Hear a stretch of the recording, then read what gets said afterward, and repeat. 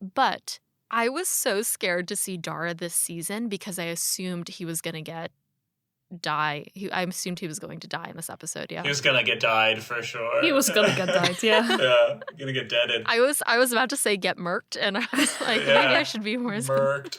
I've been saying murked a lot, and it feels out of my age range. Yeah, that's something that we just don't say anymore. I don't know where I learned that. Oh gosh, a long time ago.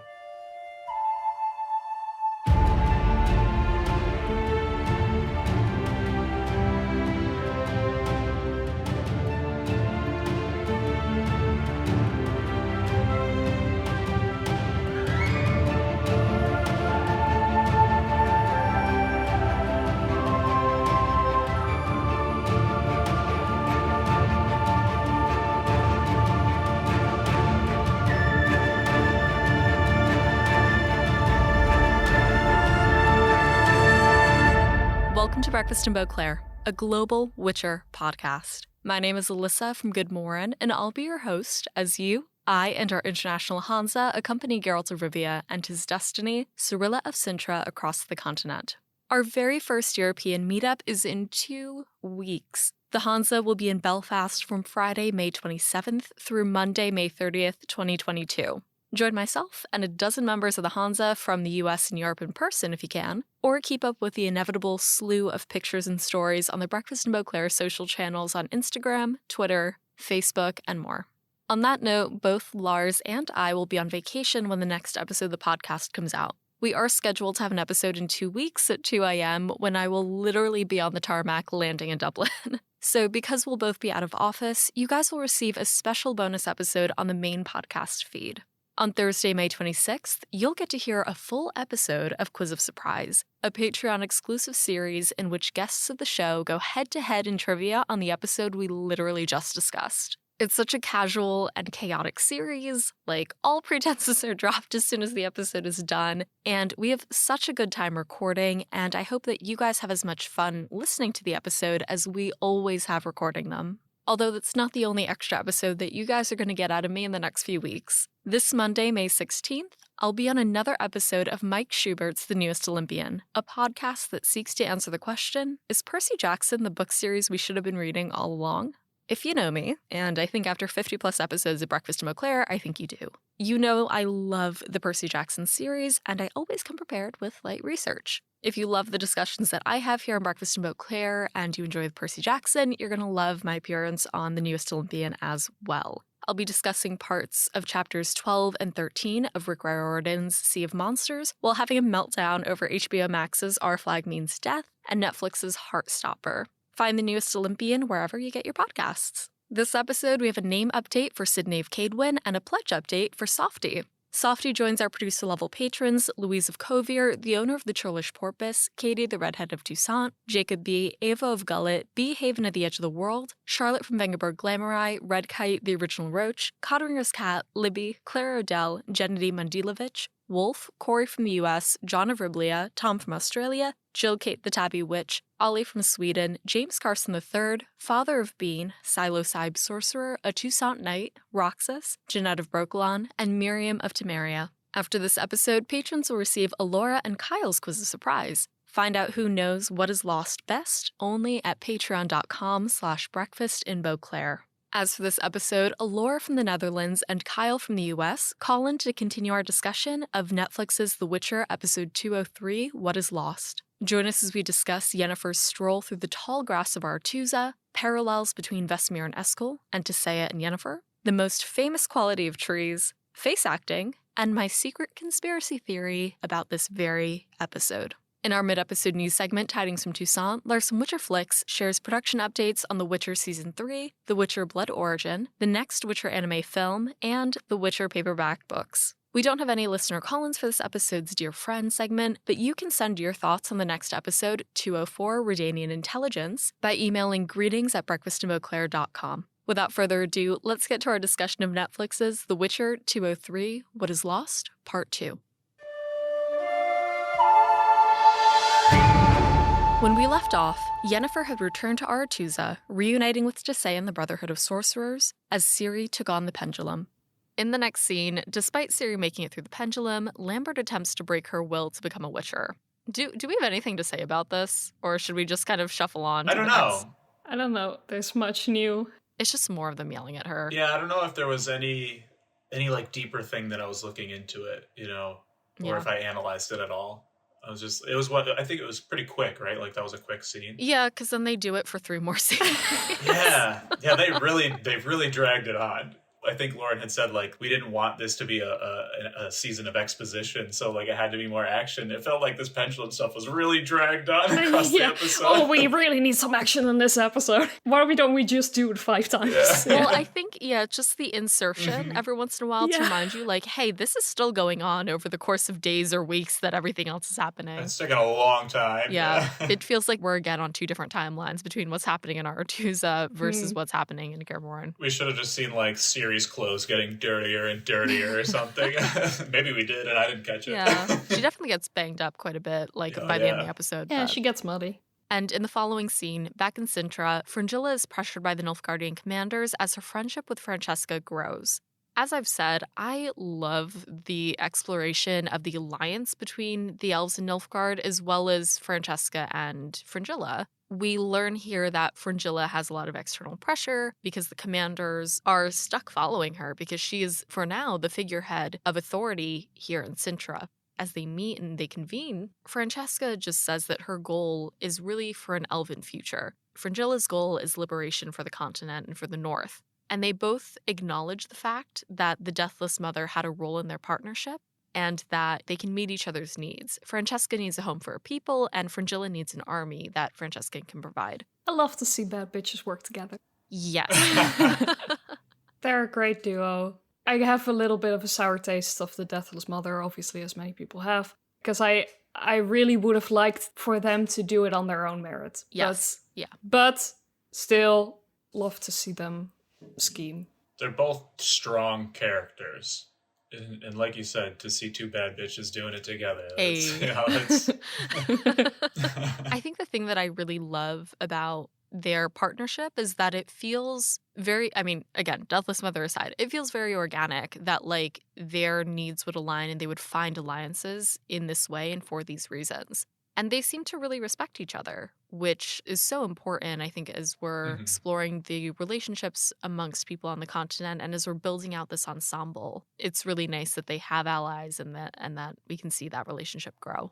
Yeah, it is weird to see people be friends with Nilfgaard. I mean, they just seem like the evil empire, and I like Francesca, so it's just an internal struggle sometimes where I'm like, oh, well, they're the bad guys. They're this evil army. And, to see Francesca be part of that in any way is strange. Adds to that emotion we were talking about before where, like, even if they're bad, it's not like they're evil. Yeah, I wondered as well, how much of what Fringilla says is what she believes? Is she manipulating Francesca when she says, like, oh, we just want to feed and clothe people? Because it does remind me of the last episode I was in. When she does also say that to the Mage Council. Obviously, that's probably what Amir says as well, to try to get everyone marching. If you're just like, oh, I am a big, strong, evil guy, and you need to follow me because otherwise you will be dead. Yeah. That works for a while, but not as long as, no, we're actually helping people. This is actually better, yeah. For sure. And I think we do see that later in this episode where we discover Istrid's actual thoughts on the Nilfgaardian occupation. In the next scene, Yennefer briefly encounters Vilgefortz, Cahir, and Stregobor in the halls of Aretuza. Stregobor mentally imprisons and tortures Yennefer before being stopped and threatened by Tissaia. Yennefer is now out of the baths, and she's just kind of roaming the halls of Aretuza. We don't really know where she's going. I'm assuming just, like, to bed. She can go to bed and, like, be relaxed. In her cool dress. God forbid she does anything normal. Yeah. She bumps into this disaster train of people. First, it's Vilgefortz, and Vilgefortz is like, sorry about the way things went at Sodden. Like, I know you understand, though, right? And she's like, uh-huh. Yeah. Yep, cool. Got it. Yeah, sucks, but thanks. If that wasn't enough, she comes across Cahir's cell And Eamon Farron is so unhinged in this. His acting is so good, and he seems genuinely a little deranged. Yeah. He's like, I know who you are, Yennefer of Vengerberg. And she is, of course, unsettled by this guy who's trying to get under her skin. She continues on, and that's when she bumps into Stregobor. Yeah, this hallway sucks. Yeah. This is a terrible place to be. Could you imagine playing a video game and every 3 feet you have another cutscene encounter? I feel like it's like Pokemon where you just like, you can't go 3 feet without running into somebody. It's the worst. Yeah, that's exactly what I was thinking. You're walking through the grass and it's like just the littlest strip of grass, but those sons of bitches keep jumping out at you. I would be so I don't blame Yennefer for being mentally exhausted and annoyed by the time she bumps into Stregobor and she's like, what is it with men and like creeping in the shadows? Why are you doing this? Why is there more of this? Yeah. It just feels like Yen is part of this political game at this point. Yeah. Like, I don't know if I have a lot to say on that. Like, I don't even know how to articulate that, but it just feels like she's a pawn at this point. Oh, absolutely. And I think like it also alludes to the fact that there's no escape for her. Like anywhere she turns, there's literally someone there to corner her. Whether that's like politically, emotionally, and mentally, actually in that order. She's just being closed in from all sides. I mean, that must be the most unsafe feeling, like you're saying, like an emotionally unsafe. Imagine living in that and like you don't know if you go down a hallway and you're just gonna get harassed by somebody. Like where can you go for safety? Like move you to have a to have your city. guard up all. That's how you feel. Yeah, right. That's why I live in the country. Yeah. Yeah. I mean, one of the other cool things we get about this scene, which kind of made me think, is that Stregobor, when he touches Yen's shoulders, they find themselves in the same place where Tissaia was interrogating Cahir. It makes you kind of think about the scenes that we saw previously. Was that a physical prison that Stregobor is recreating in Yennefer's mind? I don't know. Or were the scenes that we previously saw where Cahir was imprisoned and Tissaia walks into a room, was that all in Cahir's head? Like, I've lost all sense of whether or not this place is real. I don't think there's any point to be made here. But it's just one of those things that, like, I wonder, just wonder how the magic works. I guess it's real to her, no matter how physically real it is, it was real in a sense. Yeah. And not to be that guy, but that dress that she was wearing. So good. What was that? Every sense in my body, I was like, that's gonna how's that staying up? How's that not gonna fall? Yeah. It's very, very beautiful, but it's gravity defying. Yes. For sure. The prison piece of that. Yeah, I don't know if it was just a representation, like a physical, a visual representation of prison that he created in her mind, or if it really was how it looks in her head. I don't know. I was curious about his intention of doing this, like right in the halls. Like, why didn't he try to coax her into a room or something? Because if we saw in the past couple scenes, he's sort of like on the ropes of people trusting him or not. And to do this where everybody can see it and then getting caught, like, wouldn't that be enough ammunition for him to just get kicked off the council or the Brotherhood or whatever the hell it is? Like, I don't know. It felt very dangerous. Yeah. Yeah.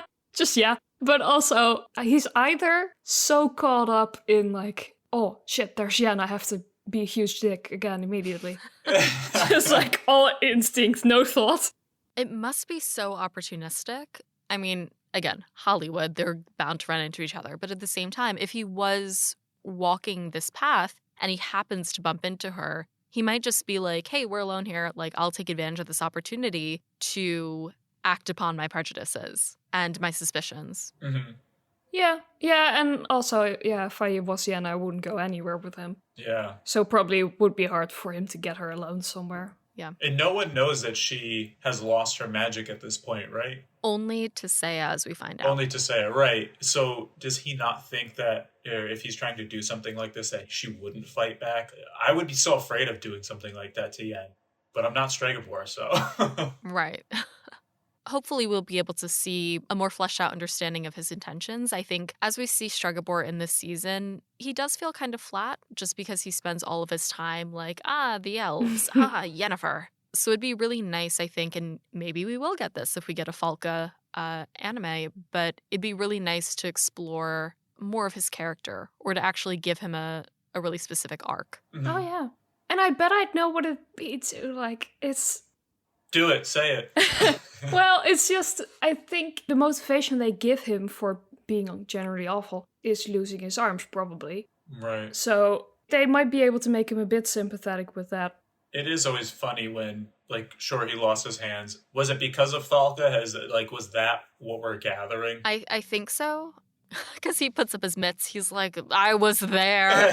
And it's like, so she's only a quarter Elvish, right? Like Yennefer is? Yeah. And so I'm hugely racist, yes. It's like, what? So she's 3/4 what, human? Like, like, do you hate humans? I don't understand. I don't know. He's a nut and a zealot when it comes to it. His motivations are strange. Yeah.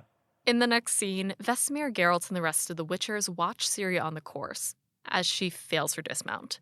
So this is the final scene for the pendulum that we get in this episode. We start the scene and Lambert says the line from the books. He goes, "Breathe, damn it, you're panting like a dying mammoth." Implying there's mammoths. Yeah, great. There are mammoths in The Witcher. Yeah, wow. That's a good point. And I also love this line because when I went back and reread Blood of Elves, I think I was starting to work out again. And it was the mantra I would say in my head as I was going through stuff. I was like, I'm panting. No, breathe better.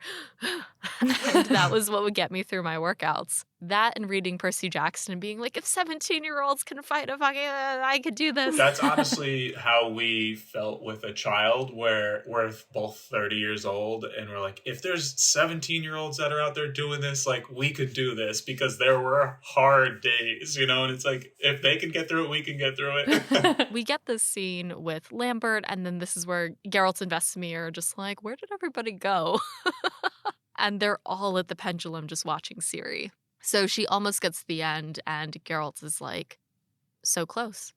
And that's it. That's all the parenting we get from Geralt. It's really interesting considering he spent the entire episode talking to Vesemir about, what do I do about my kid? And then we see him at this pivotal moment for her, and the only thing he says is, so close. It feels like a very Geralt thing to say, though, the so close.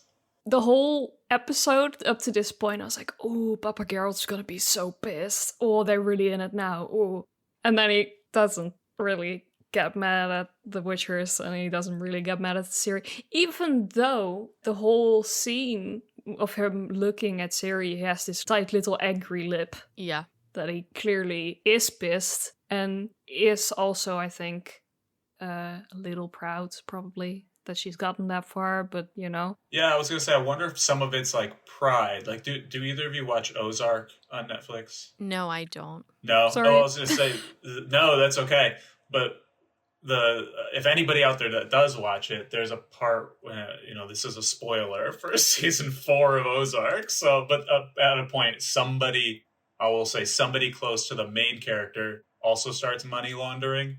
And there's this point of pride in him, even though he knows it's a horrible thing that they're getting into. So I wonder if it's almost like that with Geralt, where as much as he doesn't want her to train right now, he's kind of proud of her for doing it. I also wonder if, just because of how many people are involved, I wonder if to an extent he kind of has to show a certain level of solidarity with all of these people who are raising her, regardless of whether or not he agrees with Lambert. This is still essentially their communal child. Yeah. They have to raise her together, and I think for Geralt to turn on Lambert in this moment would probably be even worse for Ciri than Geralt standing with them.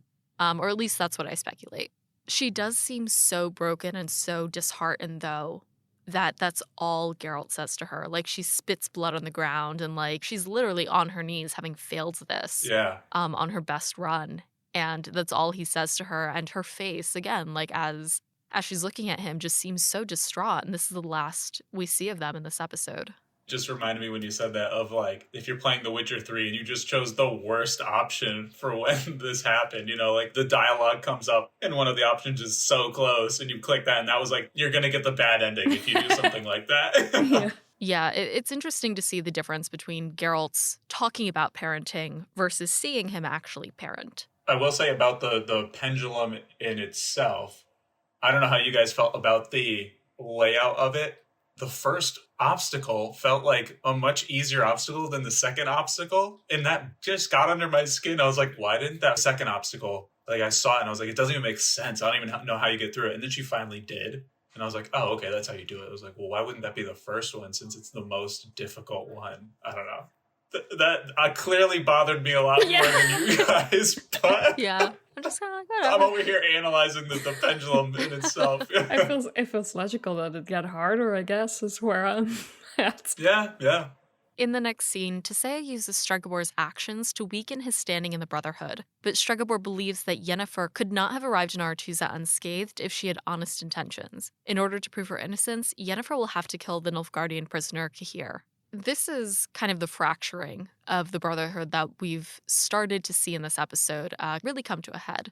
Tissaia, who found Stregobor interrogating Yennefer, now brings him in front of the entire council and is just like, dude, what the fuck?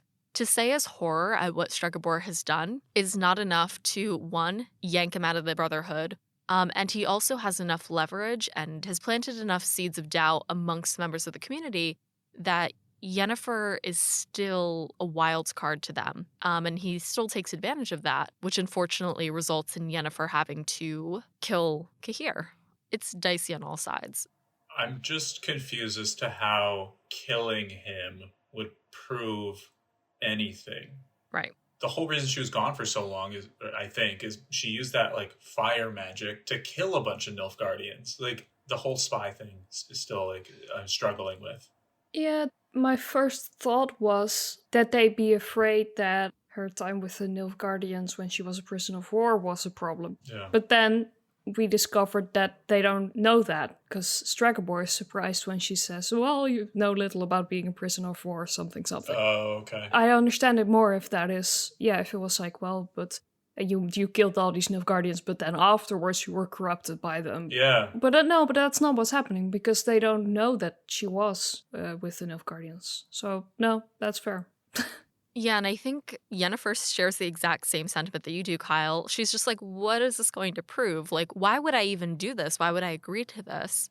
I was just going to say, do you think it would like vilify her? It would like almost, like they're almost like tricking her. Like, if you do kill Cahir, then it adds to more of the reason why we can't trust her. That's what Yennefer says. As her and Tissaia are going back and forth, she says, like, I would be gift wrapping yet another reason for Stregobor to vilify me. Oh, yeah. No matter what she does, she's in a catch-22 where either way, Stregobor is so hell-bent on making her out to be something that she's not. Mm-hmm. There's nothing for her to do, really, which is really challenging, both for Yennefer, as obviously the character to whom this is happening, as well as Tissaia, because Tissaia has to, one, grapple with the woman that she basically sees as her own daughter, but also how does she balance that with her aspirations within the Brotherhood? Yeah. And ultimately what they come down to is terrible. They just want Yennefer to kill Cahir in cold blood. Well, it's a very, very well acted scene, though. Both of them are doing an incredible job. And there's that little sob that catches as Jen says, like, well, because it's all I have left. And that really got me. Yeah, and I love the way Maena Buring says, like, that you are not a spy. Like, it's so good. They're so excellent, and even more so together. It's just phenomenal. All the pairings this season are just so excellently acted. I feel like Yen's been going through it in this episode, and it's almost like how she shows up. They should have just started playing like the Curb Your Enthusiasm music because it was like just not going her way the rest of the episode. And one of the things that really stood out to me on a rewatch of this episode was really the parallels between Vesemir and Tissaia as parents. I really noticed it here when Tissaia says, like, I wanted to pierce Cahir's mind, punish him, push him toward madness, all to find out what had happened to you. I would have done anything. But what is lost is lost. That same kind of urgency and desperation that we've seen from Vesemir toward Eskel and what happened to Eskel, we're also seeing very explicitly here because Tissaia just says, I wanted to find out what happened to you and I would have done anything. So I think that that's a really nice parallel between these parental figures for our main characters. Which is interesting then that our other parental, ostensibly parental figure, Geralt, is really just not doing that. It's like, here are the good parents, Tissaia and Vesemir, and here is like, he's doing his best, but boy, he's not doing great, Geralt. I feel like Geralt is like, I'm protecting her. She's here. I'm doing fine. Like, Yeah. and he's learning. Like the standard is a lot different. Yeah. She is It's alive. like, okay, she's alive. I have succeeded as a parent. It's funny because I do that with Lily, with our cats sometimes, where like if we're out for a long time and we miss their dinner time, I'm like, well, they're alive, like they're gonna be fine. And she's like, fine is not the standard. Like I want them to be happy and comfortable. That's true. Yeah. We love Lily here at the Hanza. Yeah. We love Lily a lot. It's true.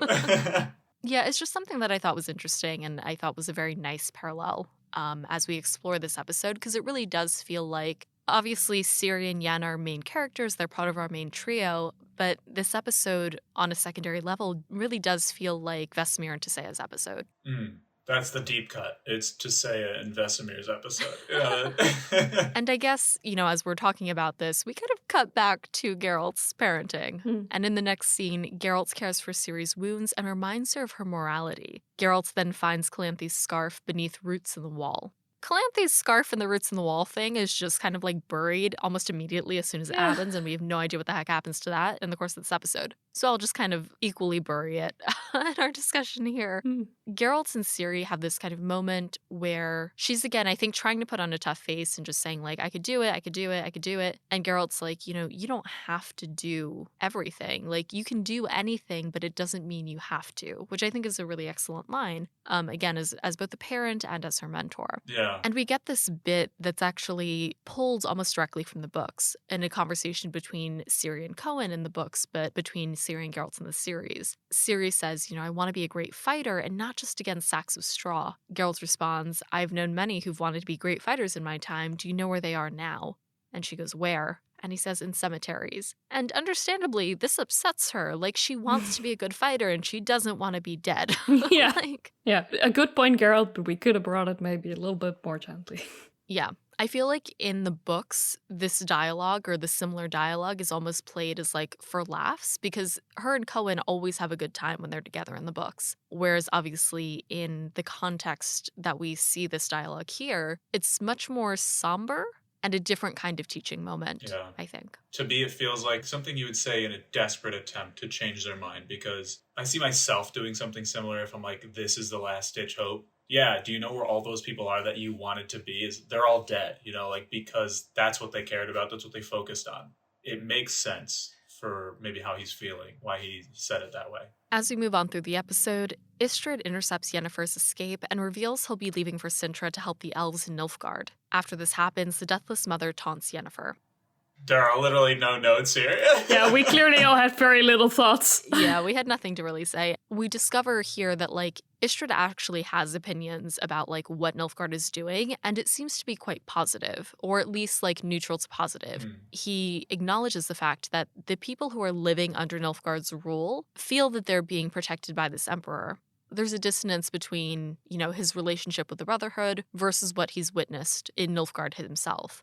Is it almost like that sense of a country's made up of individuals, but the view on the country as a whole is sort of negative? Does that make sense? Like where they're living it, and sure, there's good pieces to it, but from the outside, Nilfgaard looks like this evil empire. Absolutely. Yeah, I think that's certainly a part of it. The Brotherhood, as well as the North, they have reason to vilify Nilfgaard. They're conquering their kingdoms and their land and their people. So it certainly makes sense with why they feel infringed and why they're being attacked. At the same time, I think when you put someone in that situation, in this case Istredd, amongst the people of Nilfgaard, it humanizes their aspirations, I think, to an extent. And we see this from Fringilla as well.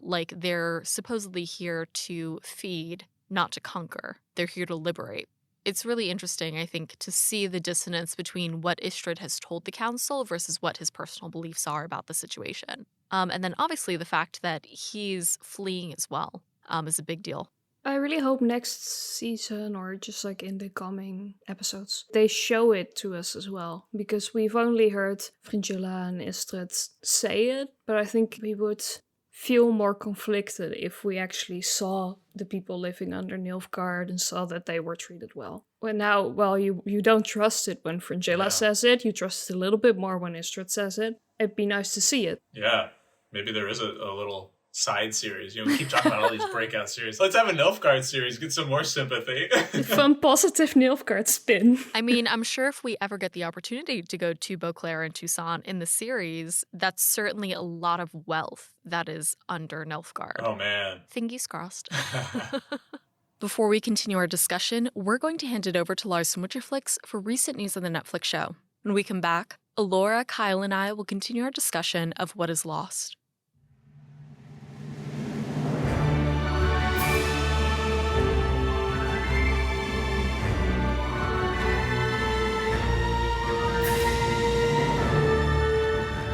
Hey, it's Lars from Witcherflix, and this is Tidings from Toussaint. Welcome back, everybody. The filming for Season 3 has become a little bit more quiet. We know that the Witcher filming crew is hard at work, but not a lot is leaking at the moment from the set. Here's what we know. At the end of April, The Witcher filmed some scenes at Jolly Farm in Sevenoaks in Kent.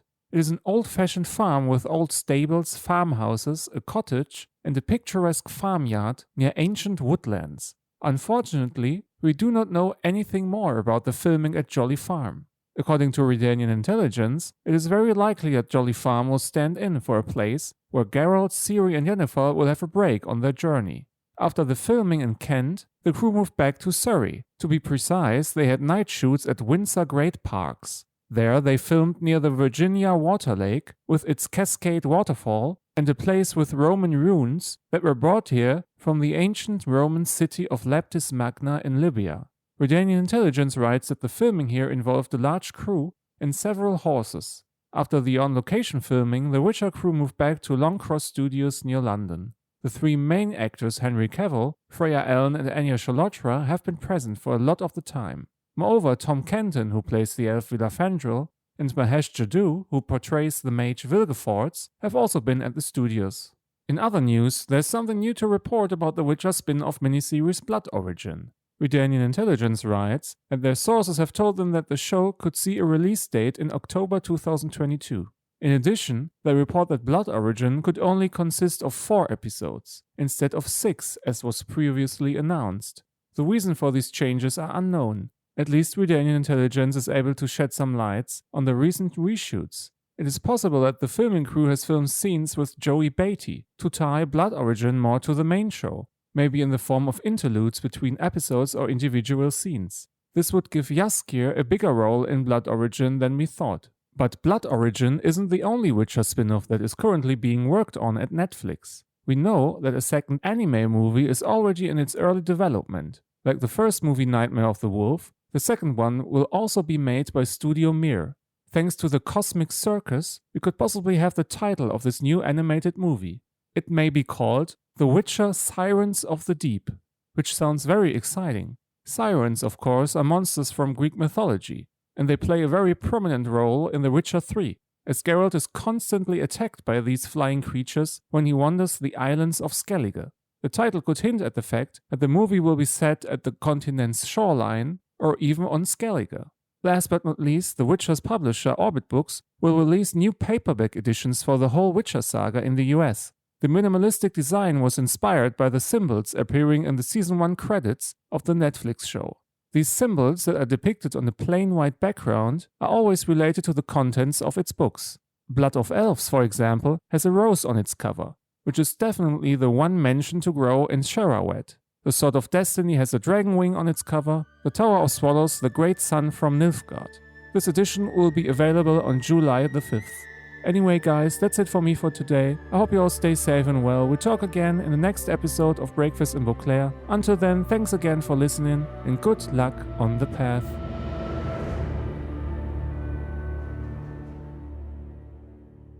When we left off, Yennefer had been told she must kill the Nilfgaardian prisoner of war Gahir in order to prove her innocence, as Geralt begins to investigate the occurrences of monsters at Kaer Morhen.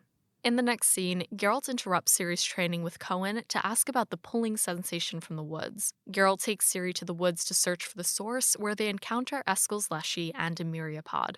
You know, the reason for Geralt to do this is because he found Calanthe's scarf being scarfed up by roots in the wall, which in and of itself, the whole thing's weird. I think it was trying to tell us that, like, it's being drawn to her, like maybe it knows her scent somehow or something. Ah. Yes, trees, famous for their olfactory senses. Yeah, you know how it be. That's trees.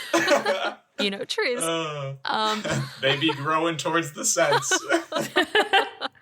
Oh, man. So I'm like, how do I recover from this? That has now triggered, like, little detective Geralt. This has now given him enough reason to then pursue or investigate what's happening to Ciri.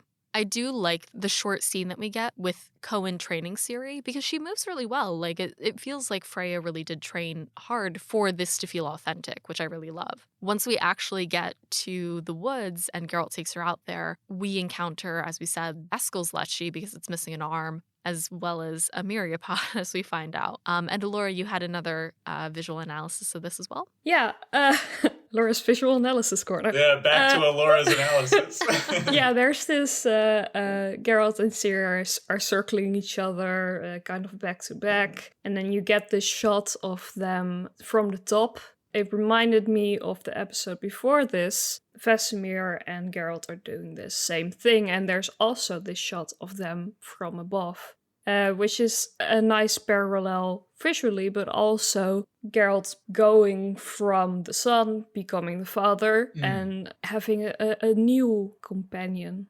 Do you have any thoughts on why, because you're looking at it from a visual point, any idea why it would be like a top-down shot instead of like looking at them back to back? Well, maybe I can get there like through another line. Yeah.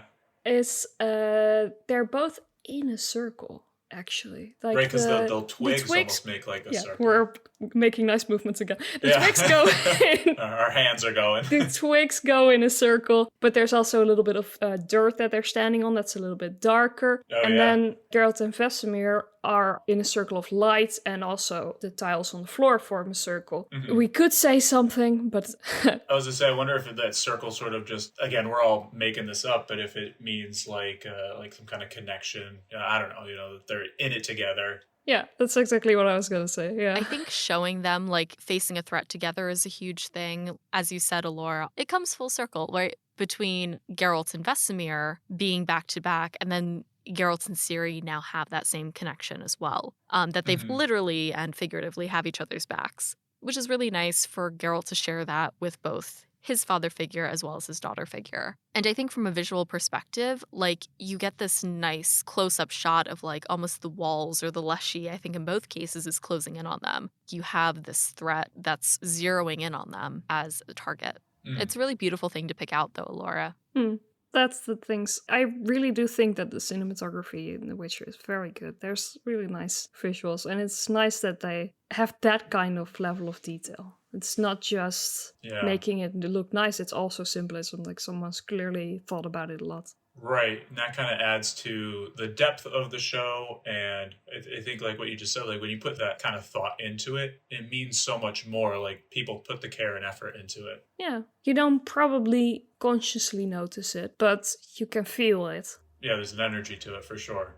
And Alyssa, you said something about a myriapod. This is a new monster, right? Like, was that confirmed? As far as I know, this is a new monster. As we see, the Leshy kind of like puts out all its roots and is starting to attack Geralt and Ciri. But as soon as Geralt gets close enough and is about to kill it, the Leshy is immediately cut down by this other monster that looks like a many-breasted centipede. My favorite kind. It's many-breasted centipede. As if the legs weren't enough. Yeah. But yeah, so the myriapod, as far as I know, it's new. And actually, the myriapod was the center of installations that were, I think, brought up around the UK, here in New York, as well as a few other places around the world. So I did, when I saw the show early in December, did get to see this myriapod inside of a snow globe, which was super cool. It was very, very big, but we had no idea what it was at the time. Oh. I didn't remember how I learned the name of it. I think they might have done like early features on some of the monsters we would see. But yeah, I was able to, like, at the time before the series came out, definitively say like, yeah, that's a myriapod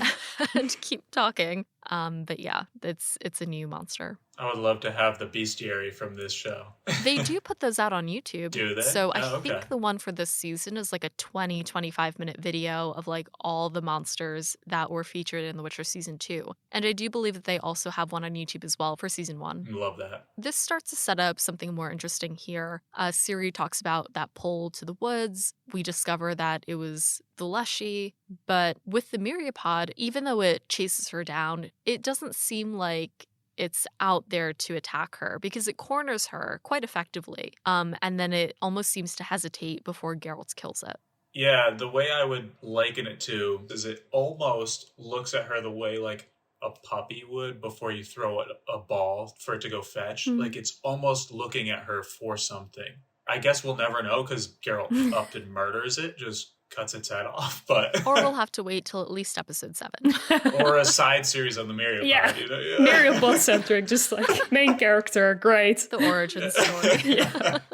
A lot of Geralt and Ciri's storyline this season really does feel like a mystery that extends through all 8 episodes, or at least through episode 2 through 7, as the story is more condensed, considering episode 1 is pretty much a standalone. So this kind of adds additions to that mystery in the same way that almost like Nightmare of the Wolf was constructed, that it almost feels like a continual side quest. Like, I know that we're busy training, but like, let's take a side quest to like see what's in the woods. It almost feels like a bit of the same kind of structure. Yeah, we just kind of get a small piece of that mystery here in episode 3 that will then continue to unravel into the main plot as we move forward through the rest of the season. Yeah.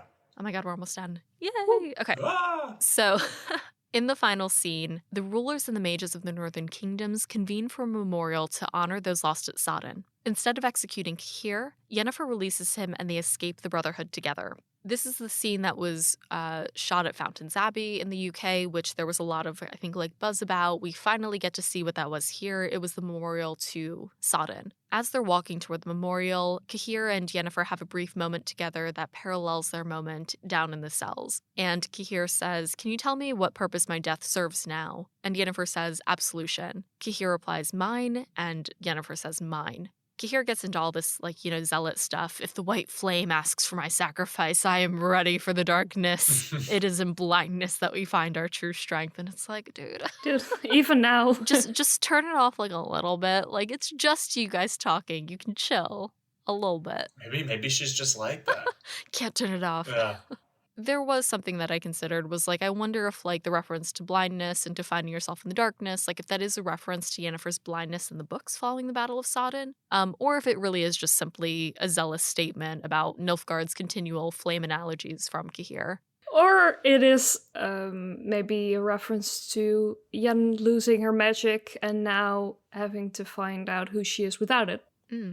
There's a couple of things that we see in this episode. Some of them are more things that we see in passing. One of the things that will be familiar to book readers is the obelisk, the monument that's constructed, which we hear about in Sword of Destiny, when Geralt goes to visit it on the top of Sodden Hill. But that's about, a year after the Battle of Sodden. Oh, and you also had to know about the obelisk as well, Elora. Yeah, it's also visually a very interesting element because the entire scene is very dark, and then you have this really striking, perfectly white column that just like cuts the entire screen in half, which is very useful for guiding the viewer's eye because your eye will be drawn towards that contrast because perspective gets wider at the base, leading you towards the speaker because they keep placing the speaking characters in front of the obelisk like Tissaia and Vilgefortz. It's almost like a spotlight. Yeah. This whole scene is interesting to me. I didn't take any notes on it, and I don't know why. It's a big scene.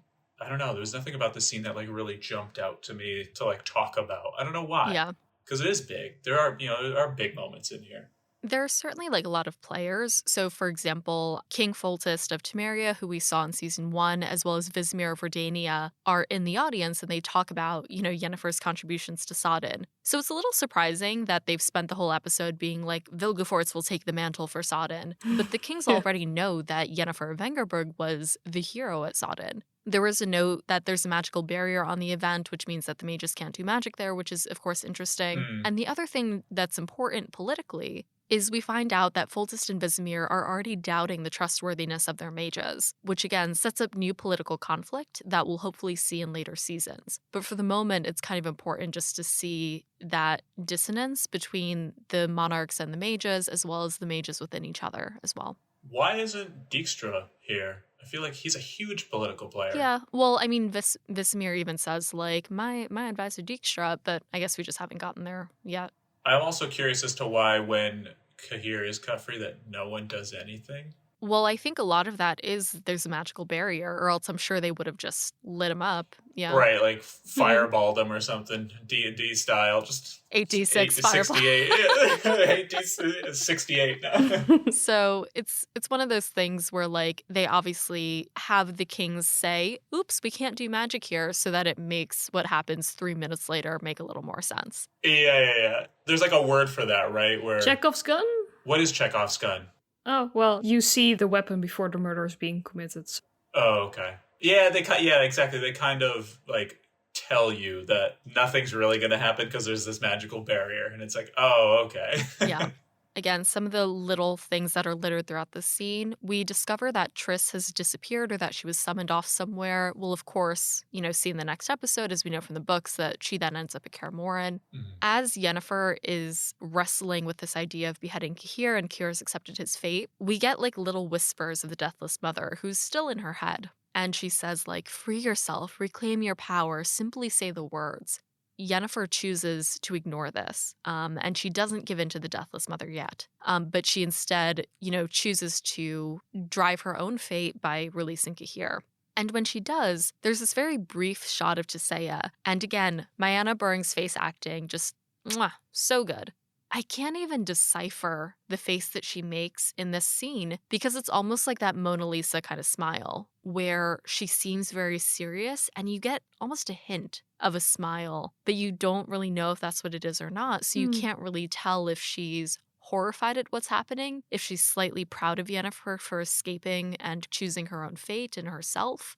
The face acting is so good. My face acting would be so bad because I'd be smiling the whole time. Like, get him, girl. I'd be giving it away, just like cuts Cahir free. I'm just like big old smile. You did it. Yeah, good job. So, I mean, that's the note on which we end the episode. And as we close down our discussion, what did you guys think of the scene and of the episode as a whole? Well, I liked the episode. I don't know if I had any strong feelings toward it in any way. I think it was just a good episode to set up things that happen in the next few episodes. Yeah, I especially with what you've mentioned, I do really like that each storyline is about parenting in its own way, and all of them getting a slightly different take on that. But yeah, it's a fine episode. Exactly. It was a fine episode. Yeah, that feels really weak. It's like, it was a good episode. I enjoyed it.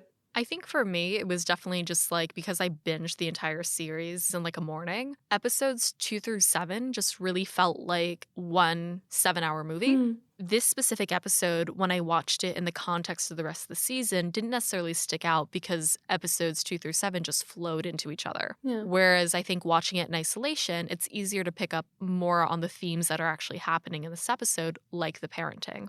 But yeah, I mean, on that note of just like how the season has played out, how it could play out, I feel like this is a good time to tell you all about my conspiracy theory for episode 3. Yes.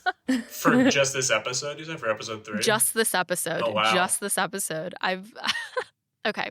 Prior to season 2 coming out, when I think there was still a assumption that it would remain strongly to Blood of Elves in terms of the plot and storyline. Yeah.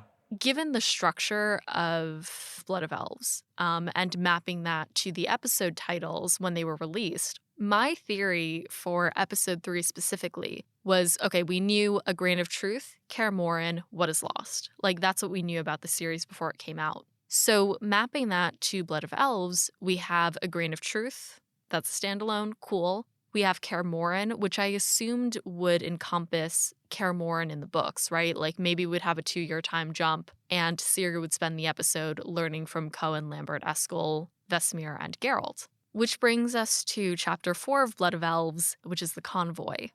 So the artwork for What Is Lost is what I assume is kind of like a crushed or sad swallow with the title What Is Lost. So my conspiracy theory for this episode, if it did follow the structure of the books, was that this would have been the convoy caravan episode in which, I had so many theories going into this, in which as they're leaving Kaer Morhen to go to the Temple of Melitele, Ciri encounters the convoy, Sherawed, and what is lost is really the loss of her innocence. The other thing that we had learned prior to this season was that Dara would be coming back. and they had pictures of him getting his molding for prosthetics and things. Mm-hmm. And I was like, oh my god, if Dara comes back as part of the Scoia'tael in the convoy, Ooh. Yes, that's what I thought as well, yeah. what is the loss of her innocence with the loss of her friend. Because I assumed that Dara would get killed in the Yeah. Scoia'tael convoy. Yes. Because he would hesitate killing Ciri. Yes, and I me was too. like, ah. Oh, man. This was my big conspiracy theory around what is lost specifically. I had zero thoughts in my brain about every other episode, but I was so convinced that this was going to be the plot of what is lost. And no offense to the writers this season, but that is strong right there. That's some good stuff. I wish that happened. I do like what they did with Dara, and Wilson is great, but I was so scared to see Dara this season because I assumed he was going to die in this episode, yeah. I didn't have it for this specific episode, but I really was also convinced that Dara would be joining the Scoia'tael and dying in that caravan attack. I mean, there's still time. Could still happen. There Yeah. is. I can't remember. Did we really even see the Scoia'tael this season? No, not yet. So I think they're building up to that. And then, maybe the caravan is Yennefer, and they do it just a little bit later, and then the Scoia'tael develops more. Yeah. I could definitely see that being a possibility. Alyssa, that means you just have to write fan fiction. Let me just find time on my calendar to publish Yeah. fanfiction. Yeah. Working some time. Maybe we can just bequeath it onto Sarah A. Or Alicia or somebody. Exactly. Sarah, start a new Yeah. series. Yeah. But yeah, I mean, that's pretty much that. Obviously, it didn't happen, and we do get a different storyline in this episode as well as through the rest of the season. But there's certainly still an opportunity in the future, as we said, to see the caravan, to see Dara. Oh no, something happened to him. Something's gonna happen to him, It has to. I know. It has to. I know it is. I'm just not looking forward to something happening to Dara. He's a very sweet boy and also deserves the world. But yeah, I mean, so as we finish the episode though, actually no, I think that's it. I think we're just about done. As we finish the episode, we finish the episode, yeah. As we finish, we say thank you. Yes.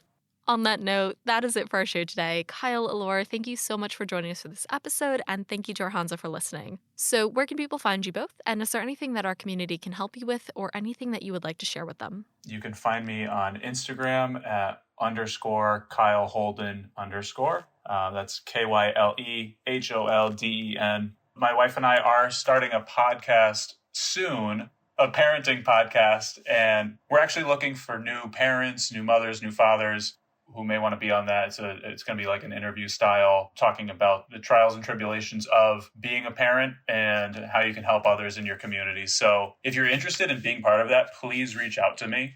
We would love to have you on. We're currently building out what the first season might look like, what the second season might look like. So always interested to hear from others and really build out that network. So just reach out to me. That's so nice. I'm so excited for that.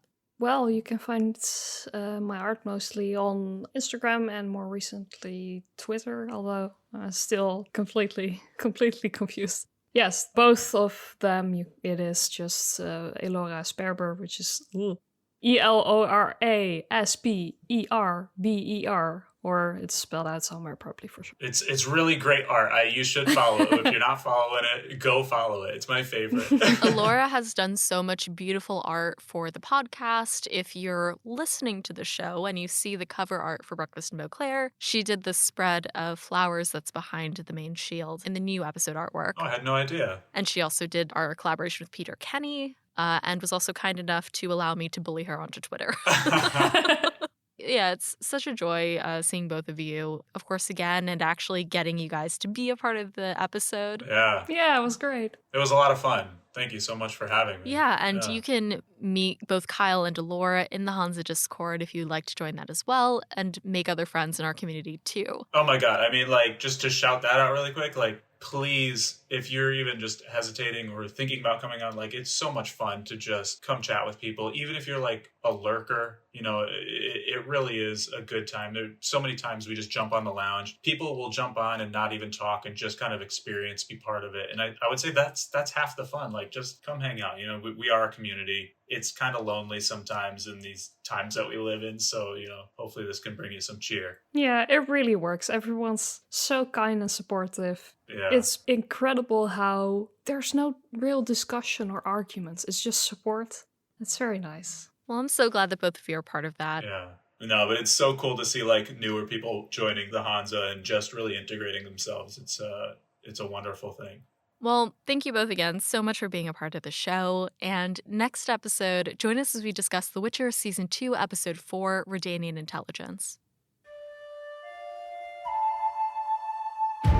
Thanks for joining us at the Breakfast Table. For show notes, transcripts of each episode, and a complete list of our social platforms listening services, head over to breakfastandbeauclair.com. Breakfast and Beauclair is created by Alyssa from GoodMorhen. It's hosted by Alyssa with the Tidings from Toussaint news segment by Larson Witcherflix. The show is edited by Alyssa with music by Witcherfilter Media. Breakfast and Beauclair is produced by Alyssa in New York City with Louise of Courier, the owner of the Churlish Porpoise, Katie, the redhead of Toussaint, Jacob B., Ava of Gullet B., Haven of the Edge of the World, Charlotte from the Bird Glamorai, Red Kite, the original Roach, Cottonrear's Cat, Libby, Claire Odell, Jenny Mendelovich, Wolf Corey from the US, John of Rivia, Tom from Australia, Jill Kate the Tabby Witch, Ollie from Sweden, James Carson III, Father of Bean, Silas Hype, Sorcerer, Toussaint Knight, Roxas, Jenna Brokalan, Miriam of Tamaria, and Softy. Special thanks to Elora and Kyle for joining us for this episode and our international Hanza for their support.